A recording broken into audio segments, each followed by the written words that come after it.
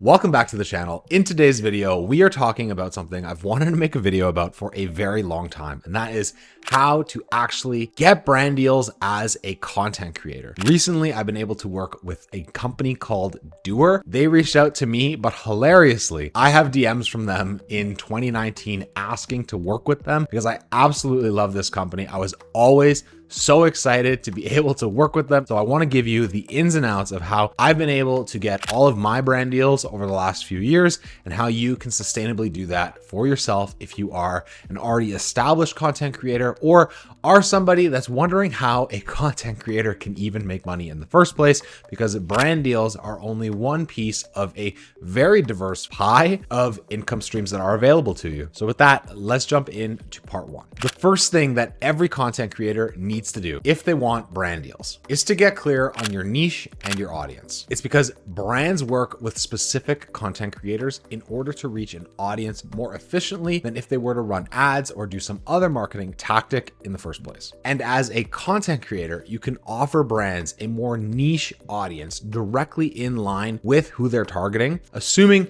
you've built a strong relationship with them. So before we can continue on in this video, you need to ask yourself, who are you creating content for? What is the general theme of your content? What value do you provide your audience? And how do you see yourself doing this for a very long time? Because these questions will allow you to clearly target a group of people that actively want to pay attention to what you're posting on social media. This is the basis to a strong social media presence. And if you do this right, you'll be able to tell a brand succinctly what value you can provide for them. Because the second thing we need to talk about is the value proposition of an influencer. What can you do to help a brand once you know who your audience is? Well, brands like working with content creators for two main reasons. First, you offer brands a more targeted audience. You can reach people who are more likely to purchase their products through your content because they believe in your brand as a content creator, especially when compared to traditional advertising. And that's because second, audiences generally trust their favorite creators more than they do an ad. If you recommend a product, your followers are more likely to be interested in it. And that is exactly why it's so important to build an audience and to build trust with them. And this all goes back to why your content will have more ROI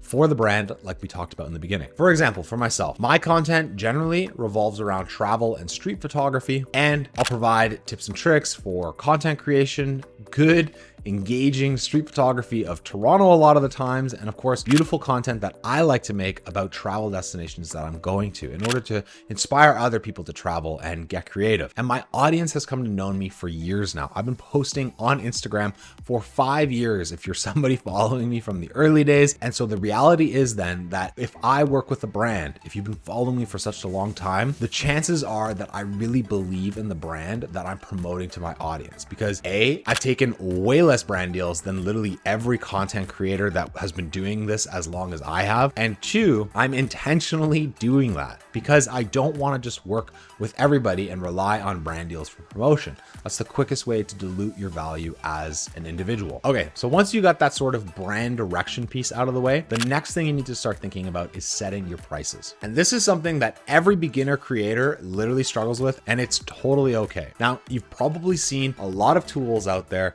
that sort of claim to say that they can set their rates for you. And what I'll generally say about these tools, because I don't think they're all bad, but I do think that a lot of them probably don't value you in your specific moment. The averages of what a content creator charges for a brand to work with them ranges like nothing you've ever seen before. And so the reality is that you don't know what your rate is actually supposed to be, because actually nobody really in the industry does. There's no guidance for this. And so my number one piece of advice is when you're first starting out, you shouldn't be worrying too much about the price that you're paid, unless it's grossly unfair, which we'll talk about in just a bit. But then the question is, should you say no to a brand deal if you think the price is too low? My golden rule is that it needs to feel worthwhile for you first, regardless of the price. Whether that's experience, the pricing itself, or maybe a genuine connection with a brand that you're hoping to work with the future, you need to find the value that it provides. So then how do you go about setting your prices? Here's what you do. Use the cost of the equipment that you're using, even if it's just your phone, and the cost of your time. How long will it actually take you to create this content? Maybe a brand wants you to make a simple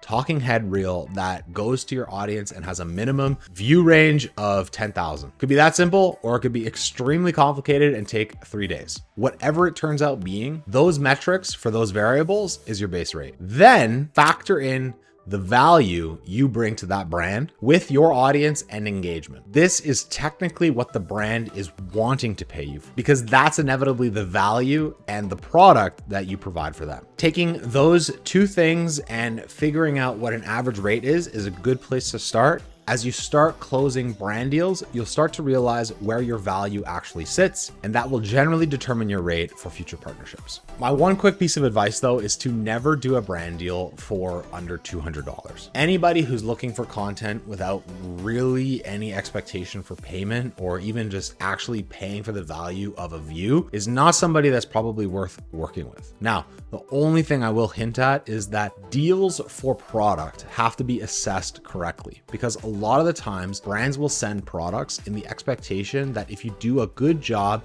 marketing their products for free, even if it's like a small gesture, they will send you paid brand deals down the line. And so it's up to you to really understand what the brand is that's reaching out to you and why they're reaching out to you. And then working backwards, if you can figure out how to make this into a portfolio piece, get that brand results, and then counter them, or maybe provide a follow-up email asking for larger partnerships down the road. Now, this pricing exercise is going to take a lot of time. But once you have that taken into consideration, maybe after 4 to 6 months of brand deals, you have a clear idea of your price. It'll take us to the next part of today's video, which is developing a media kit. And you can develop a media kit without pricing, but it's probably more useful to you if you include your promotional prices in the media kit itself. And so what is a media kit? Well, this is a document that everybody sends to brands when you're pitching yourself, showing that you are the right content creator to work with. Think of it literally as your resume for getting brand deals in this case, because for content creators wanting brand deals, a media kit is the most important document that they can have. First, you need to include a professional photo of yourself, a brief introduction, and an elevator pitch about who you are and who your audience is. Second,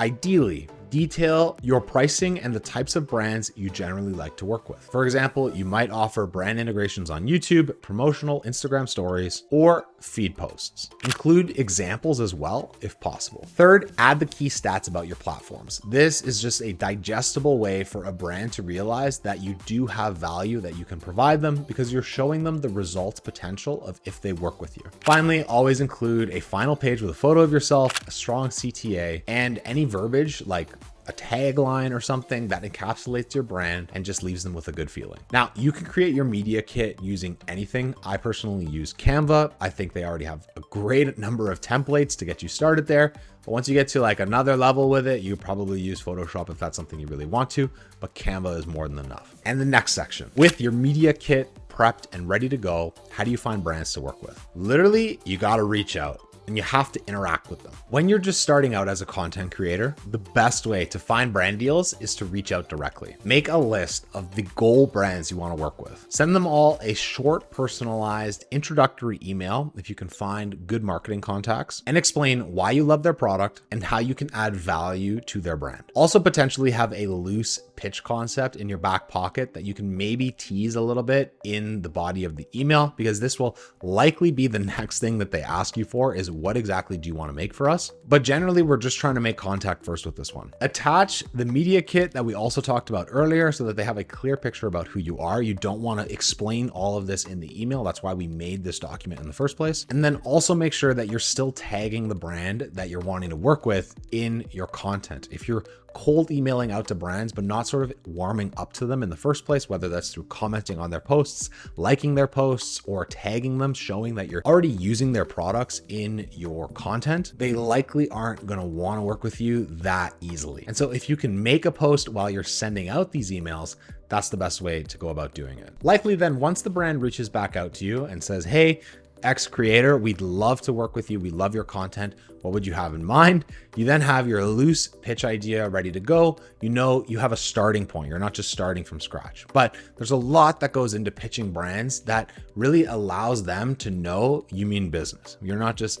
a random content creator putting content out, looking to partner with brands to make money. No, this is your job. This is what you're extremely passionate about, and you're here to make sure they get results. So here's what you need to do. First, introduce yourself and your brand. Kind of summarize your media kit and put it all into the first parts of your presentation. Condense it as best as possible. 1 slide, max 2. You don't want to rehash it. But the goal is to highlight your unique selling points and what sets your brand and your content apart from everybody else. Then you want to make sure you're clearly illustrating how your brand aligns with the brand's content you're pitching's values. If they're super passionate about sustainability and make sustainable activewear, and you do not have sustainability mapped out into anything that you do, they are definitely not going to be very interested in working with you. So clearly lining up with who you're targeting is essential for success with this. You need to explain why you're genuinely interested in working with this brand and how your content directly aligns with their brand identity, because then you can make it clear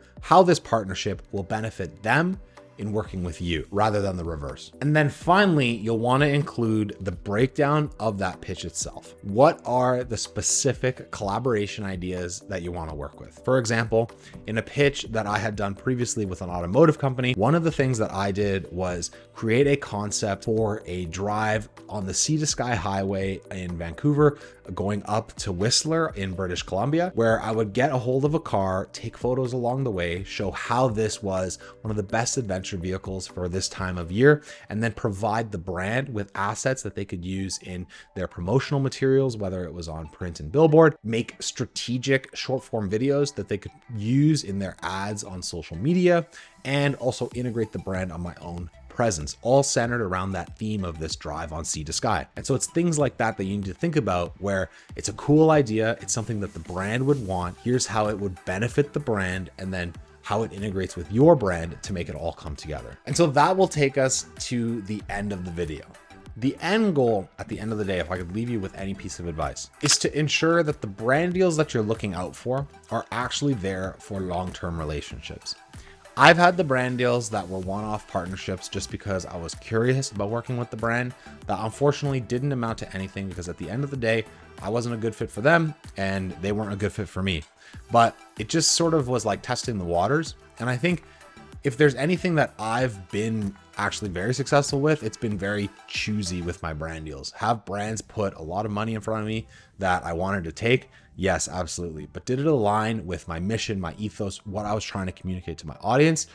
Absolutely not. And so at the end of the day, I've turned down very big brand deals that a lot of people would probably be surprised about, because it actually just didn't make sense. And so every brand deal that you need to think about is, what does this look like in a year or 2 years? Maybe you do take the one-offs and you learn the lessons that I've done, but that would be my honest advice. The secret at the end of all of this is, how can you maximize value for them and maximize value for yourself? This is a two-part relationship. You are going to be doing this for a long period of time. You have to imagine that this isn't just a quick hit cash injection. This is a story that you're looking to communicate on social media, and it will inevitably always impact your brand as a creator. And it's about being intentional with that. The story of the brand integrates with your story just as much as the reverse. And so curation is critical. When you then think in that long-term partnership mindset, it allows you to think about how to maximize your own value over time. And the key, the thing that everybody really goes for with brand deals, is getting on retainers and promotional retainers with brand deals, because that provides you with stability over time and ensures that you're able to really effectively communicate that brand story even better than one-off brand deals, because you're truly integrated with them. And it provides you with a stable revenue stream, something that is effervescent, I think, with a lot of content creators. And that's why you really want to be looking for those long-term partnerships and how to enable that within the brand that you're building with the content that you're posting. And so there you have it, really. This is the beginner's guide to getting started with brand deals as a content creator. I hope you found today's video useful for you. If you have any questions about what I talked about in today's video, comment down below. I'll be sure to answer them. If you want any follow-up videos, also let me know. I'm happy to make some shorts or additional long forms. And with that, I'm excited to make more videos as always. Thank you for watching, and I will see you all in the next one.